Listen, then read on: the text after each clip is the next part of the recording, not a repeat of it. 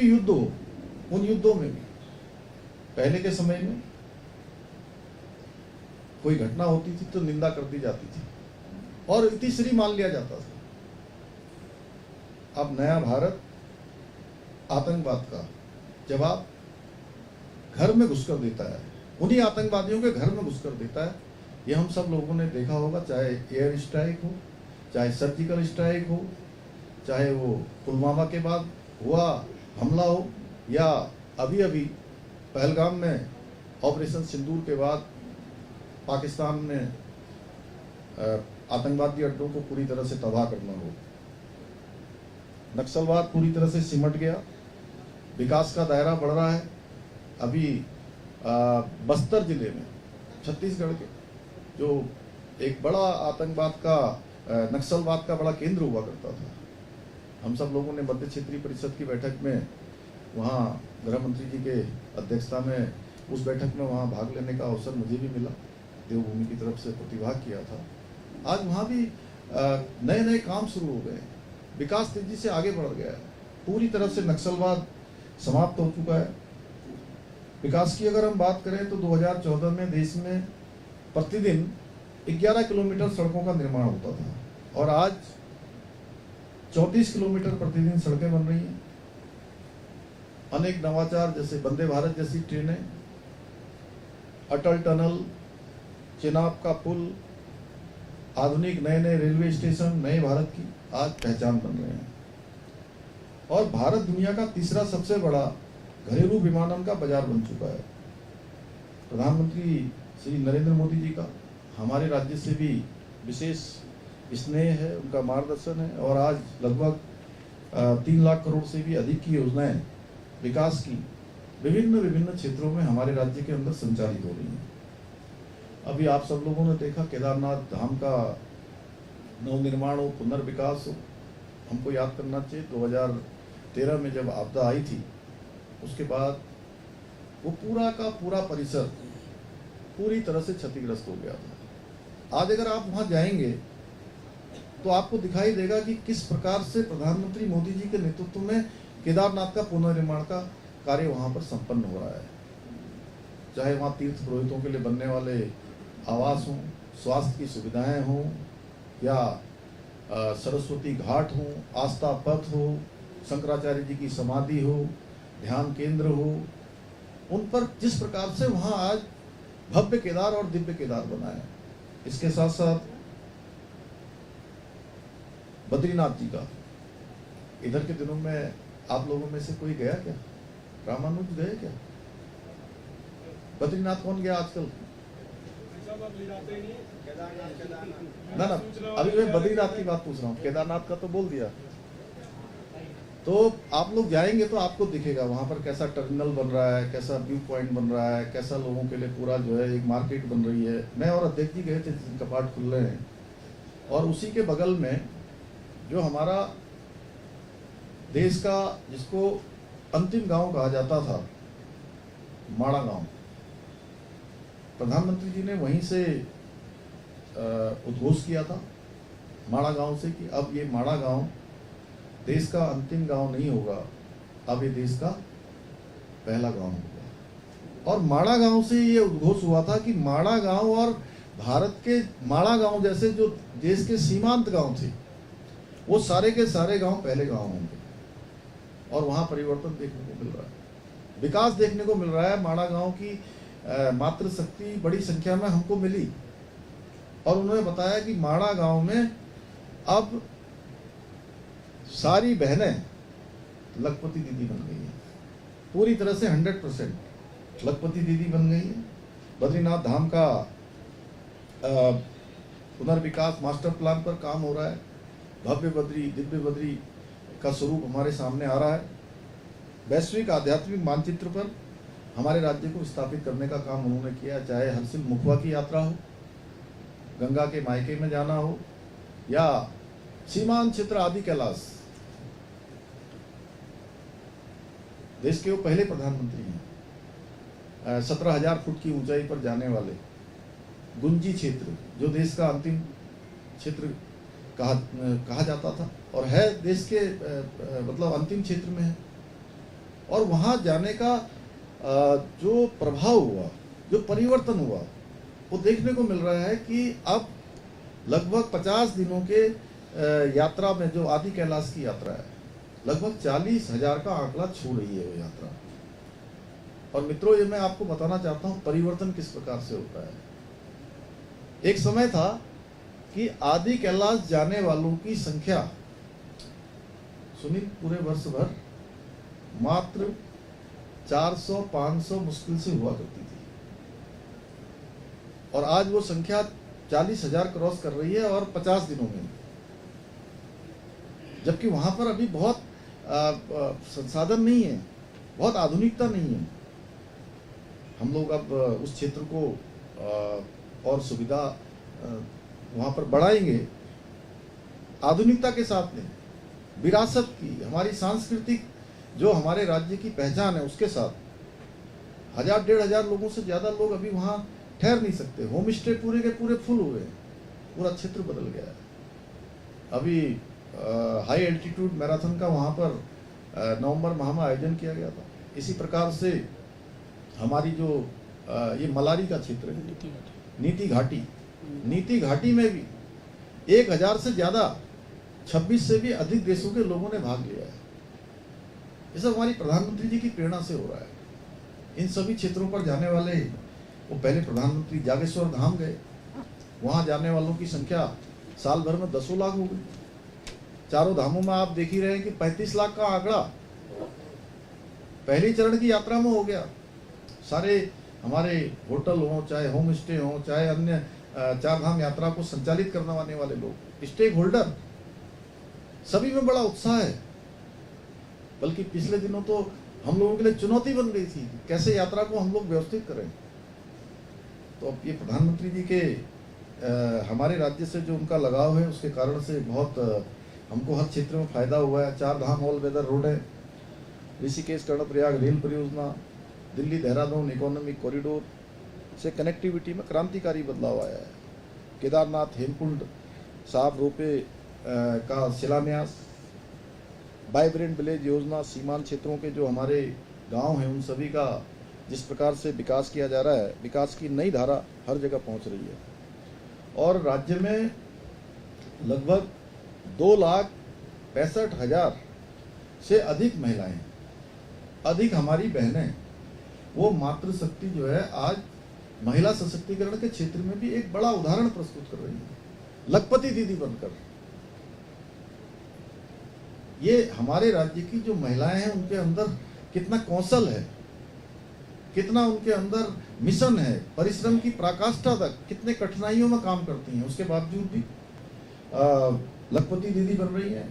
SDG index और निर्यात तैयारी सूचकांक में उत्तराखंड को पहला स्थान मिलना हमारी डबल इंजन सरकार की सफलता का प्रमाण है। जिन योजनाओं को कांग्रेस की सरकारों के समय में फाइलों में दशकों तक दबाकर रखा जाता था, उन्हें मोदी जी और यहाँ हमारी डबल इंजन की सरकार ने धरातल पर उतारा है।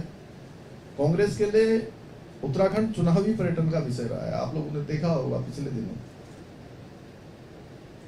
उनकी पार्टी के सर्वोच्च नेता आए थे और एक जगह कार्यक्रम नहीं हुआ। मुझे लोग कह रहे थे कि भाई ऐसा कुछ प्रश्न किया कुछ लोगों ने, अल्मोड़ा में गया था, तो मैंने कहा कि उन्हीं का सब सिस्टम था, कोई हेलीकॉप्टर भी हमने नहीं उपलब्ध कराया, हमारी कोई असर, उन्हीं के पायलट ने कहा होगा कैसा मौसम है क्या है, उसको थोड़ा लोगों ने, आप सब भली भांति जानते हैं कि उसमें कोई किसी का कोई भी लेना देना नहीं था।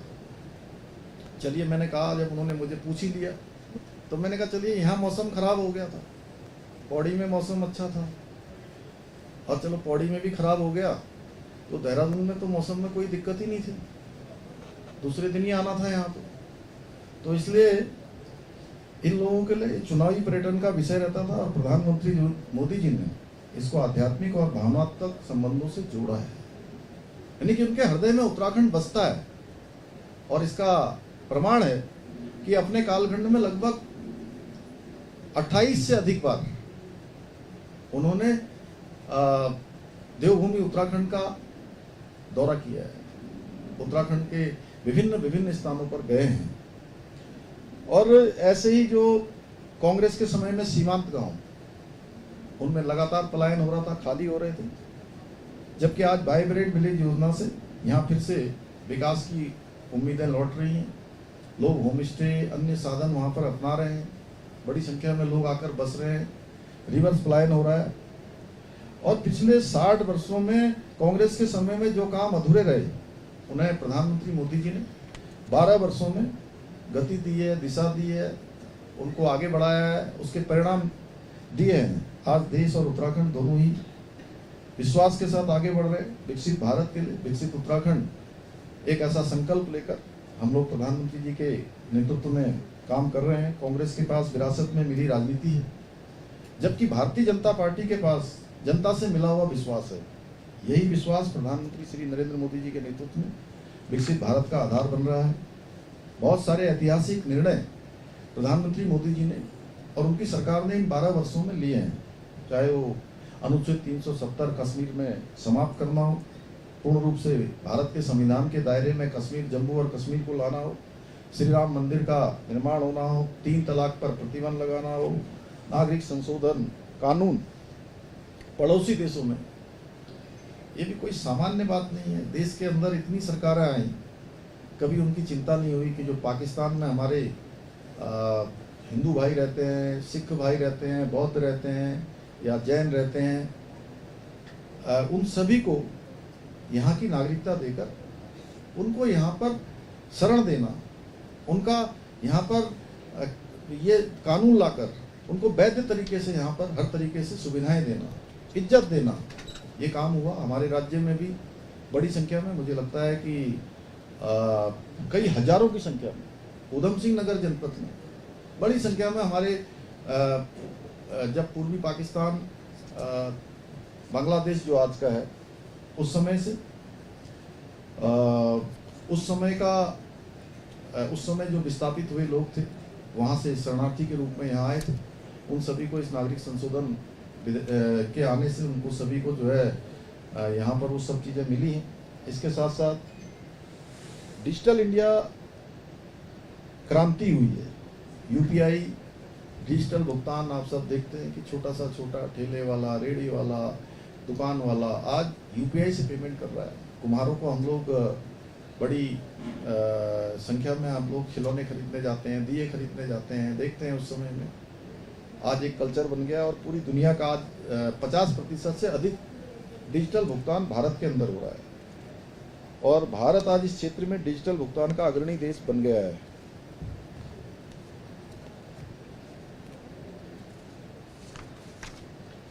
जनधन योजना ने करोड़ों लोगों के बैंक खाते खोलकर वित्तीय समावेशन सुनिश्चित किया गया है। जीएसटी लागू होने से एक राष्ट्र एक कर की व्यवस्था लागू हुई है। कोविड-19 में जब इसका प्रबंधन हुआ, जिस प्रकार से यहाँ पर वैक्सीन बनाई गई और वैक्सीन बनाई ही नहीं गई, बल्कि दुनिया के 100 से भी ज़्यादा देशों को वैक्सीन देने का काम भी भारत की सरकार ने प्रधानमंत्री मोदी जी के नेतृत्व में किया। टीकाकरण अभियान चलाया, दुनिया का सबसे बड़ा टीकाकरण अभियान। आप सोचिए 140 करोड़ लोगों को 2 डोज लगाना और फिर उसके बाद बूस्टर डोज लगाना, एक महा अभियान जो देश के अंदर संपन्न हुआ। आज घरेलू उत्पादन और विनिर्माण को बढ़ावा देने के लिए व्यापक पहल हो। राष्ट्रीय शिक्षा नीति लागू की गई, नारी शक्ति बंधन अधिनियम लागू किया गया, महिलाओं के लिए अनेक कल्याणकारी योजनाएं, लखपति दीदी, ड्रोन दीदी, बेटी बचाओ बेटी पढ़ाओ अभियान, ऐसे अनेक काम प्रधानमंत्री जी के रूप उसमें हुए। आज नए एक्सप्रेस वे नेटवर्क इतनी बड़ी संख्या में बनाए जा रहे हैं, 6 लेन 8 लेन हाईवे बनाए जा रहे हैं, नए एयरपोर्ट, रेलवे का आधुनिकरण, रक्षा के क्षेत्र में मेक इन इंडिया के तहत रक्षा उत्पादन में वृद्धि हो। आज एक समय था जब भारत छोटी छोटी आवश्यकताओं के लिए भी रक्षा के क्षेत्र में दूसरे देशों पर निर्भर रहता था। आज दूसरे देशों को हम हथियारों का निर्यात कर रहे हैं। आकाश और ब्रह्मोस मिसाइलों का हमने उनका असर देखा है अभी, जितने ये ऑपरेशन सिंदूर के दौरान स्वदेशी विमान वाहक पोत INS विक्रांत का निर्माण हो, G20 जैसे वैश्विक मंच पर अपनी उपस्थिति उसकी मेजबानी करनी हो, चंद्रयान की सफलता, उसके नेतृत्व में भारत चंद्रमा के दक्षिण ध्रुव पर पहुंचने वाला दुनिया का पहला देश बन गया।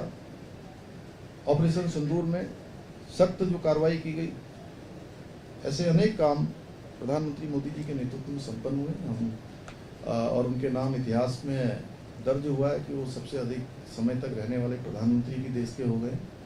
हम देवभूमि उत्तराखंड के लोग उनको बहुत बधाई देते हैं, सभी देवभूमि वासियों की तरफ से उनको शुभकामनाएं देते हैं कि वो स्वस्थ रहें और दीर्घ काल तक उनका नेतृत्व हमारे देश को प्राप्त होता रहे। भारत अब नई चुनौतियों का सामना करते हुए वैश्विक मंच पर अपनी उपस्थिति बहुत प्रभावी तरीके से दर्ज करवा रहा है। आज हम चौथी दुनिया की अर्थव्यवस्था बन गए हैं। आने वाले समय में हम 3 अर्थव्यवस्थाओं में से एक अर्थव्यवस्था हो जाएंगे, तो भारत दिनों दिन हर क्षेत्र में तरक्की करेगा।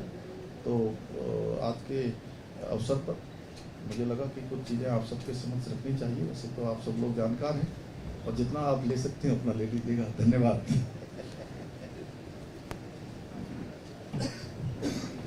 आदरणीय मुख्यमंत्री जी ने बहुत ही साफ तरीके से नीचे क्या चाहिए नरेंद्र भाई मोदी जी की 1200 को रखा।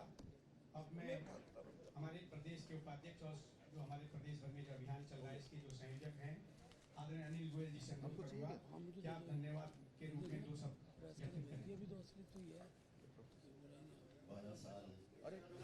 एक मिनट आज एक बहुत दुखद समाचार हम लोगों को आज प्राप्त हुआ है। आज प्रातःकाल ही जो है पद्मश्री और अंतर्राष्ट्रीय शूटर अनेक कीर्तिमान जिनके नाम थे, जिन्होंने देवभूमि समेत पूरी दुनिया के अंदर भारत का मान बढ़ाया, सम्मान बढ़ाया, भारत के तिरंगे को लहराने का काम किया, अनेक खिलाड़ियों को प्रशिक्षण देकर, शिक्षण देकर आगे बढ़ाने का काम किया। आज उनका दुखद प्रातःकाल अस्पताल में देहांत हो गया है। मैं भगवान से प्रार्थना करता हूँ कि भगवान अपने श्री चरणों में उनको स्थान दे और बहुत कम आयु में 49 साल की आयु में ही वो हमारे बीच से चले गए। सच में परिवार के लिए बहुत कष्टकारी है। भगवान के सभी पारिवारिक जनों को, उनके शुभचिंतकों को, प्रशंसकों को ऐसे समय में शक्ति प्रदान करें। ओम शांति, ओम शांति, ओम शांति। 12 साल विश्वास के, विकास के, जन कल्याण के, सेवा के, सुशासन के, गरीब कल्याण के इस मीडिया संवाद कार्यक्रम में हमारे बीच में आदरणीय प्रदेश अध्यक्ष श्रीमान महेंद्र भट्ट जी, हमारे मुख्यमंत्री जी, आदरणीय खजानदास जी, कुंदन परिहार जी, अंगीश जी और सभी मेरे मीडिया और पत्रकार जगत के साथियों, भाइयों और बहनों, 12 साल मोदी जी के पूरे हुए। इस गरिमा और गर्व का अनुभव हम आज यहाँ कर रहे हैं, जिसका अभी विस्तार से माननीय मुख्यमंत्री जी ने अपनी बात को आपके आगे रखा। भारतीय जनता पार्टी कोई ऐसा समय चूकती नहीं जिसमें और सरकारें आती नहीं थी, और भारतीय जनता पार्टी ये मौके ढूंढती है कि कब आपने जो मैनिफेस्टो में आपसे वायदा करके हम आए वो विषय बार बार आपके सामने रखें, अपने करे हुए कार्यों को रखें। और हमने इस राज्य सरकार में भी और केंद्र सरकार में भी निरंतर ऐसे लक्ष्य जो कभी कठिन भी थे या असंभव भी थे अपने लिए निर्धारित किए, अपने को उससे संकल्पित किया और निरंतर अपने प्रयासों से और अपनी मेहनत से उनको पूरा करने का कार्य किया। मैं आप सबका बहुत बहुत धन्यवाद करता हूं कि आप यहाँ इस विशेष प्रयोजन पर उपस्थित हुए और विशेष तौर पर माननीय मुख्यमंत्री जी का और प्रदेश अध्यक्ष जी का और सभी साथियों का बहुत बहुत धन्यवाद। इस कार्यक्रम के उपरांत भोजन की व्यवस्था है, आप सबसे आग्रह है।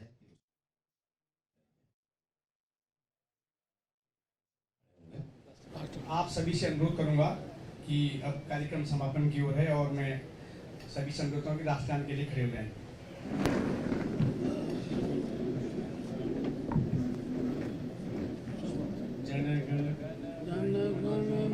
अधिनायक जय हे भारत भाग्य विधाता, पंजाब सिंध गुजरात मराठा द्राविड़ उत्कल बंगा, विंध्य हिमाचल यमुना गंगा चंचल जलधि तरंगा तब जागे आशीष मांगे गाए तब जय गाथा जन गण मंगल दायक जय हे भारत भाग्य विधाता जय हे जय हे जय हे जय जय जय जय।